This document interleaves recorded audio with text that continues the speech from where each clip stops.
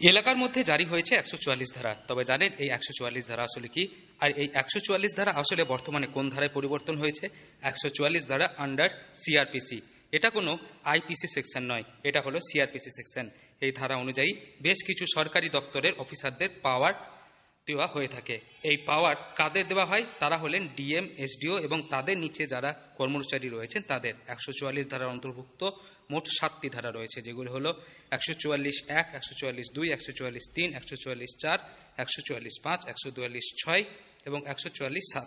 144 ধারা আগে ছিল সিআরপিসি, তবে এখন যে নতুন আইন এসেছে ভারতীয় নাগরিক সুরক্ষা সংহিতা, এর তত্ত্বাবধানে 144 ধারা বর্তমানে হয়ে গেছে 163 ধারা।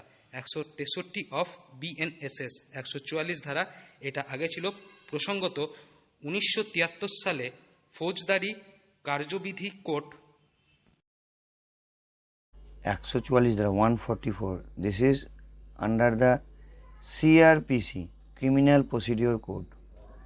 ক্রিমিনাল প্রসিডিওর কোডের 144 ধারায় যেটা বলা হচ্ছে সেটা হচ্ছে প্রসিডিওর। 144টা হচ্ছে প্রসিডিওর। এটা মানে আইপিসির সেকশন নয়, সিআরপিসির। এটাতে তোমার এই ধারা অনুযায়ী একটা পাওয়ার দেওয়া হয়েছে। পাওয়ারটা কাকে দেওয়া হয়েছে? ডিএম, এসডিও এবং এসডিওর অধস্তন তার নিচে যারা আছে ম্যাজিস্ট্রেট, তাদেরকে দেওয়া হয়েছে। এই পাওয়ারটা দেওয়া হয়েছে ডিএম, এক্সিকিউটিভ ম্যাজিস্ট্রেট মানে এসডিও, সাব ডিভিশনাল ম্যাজিস্ট্রেট এবং এক্সিকিউটিভ ম্যাজিস্ট্রেট।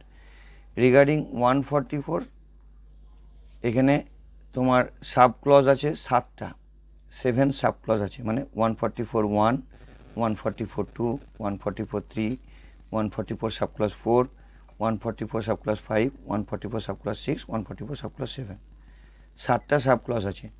এটা আগে ছিল সিআরপিসি। এবার যে নতুন আইন এসছে, দ্য ভারতীয় নাগরিক সুরক্ষা সংহিতা, এইটা যে 2023-তে ইমপ্লিমেন্ট হলো, এই 144টাই হয়ে গেল 163।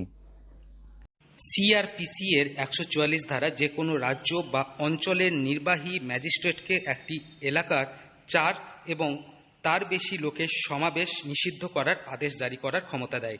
আইন অনুসারে এই ধরনের বেআইনি সমাবেশের প্রত্যেক সদস্যের বিরুদ্ধে দাঙ্গায় জড়িত থাকার জন্য মামলা করা যেতে পারে।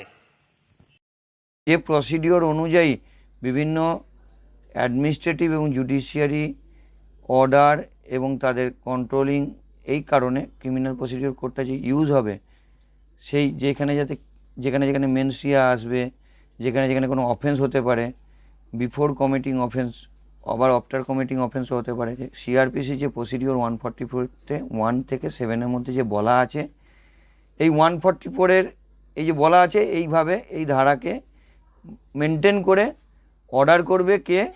ডিএম, এসডিও বা এসডিওর আন্ডারে যে অফিসার আছে এক্সিকিউটিভ ম্যাজিস্ট্রেট, তারা অর্ডার করবে।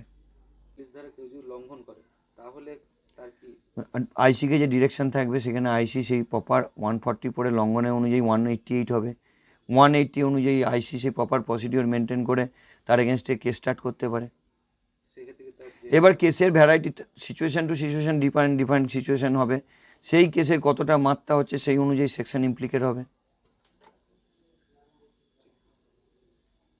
বীরভূম থেকে সৌভিক রায় রিপোর্ট, লোকাল 18 বাংলা।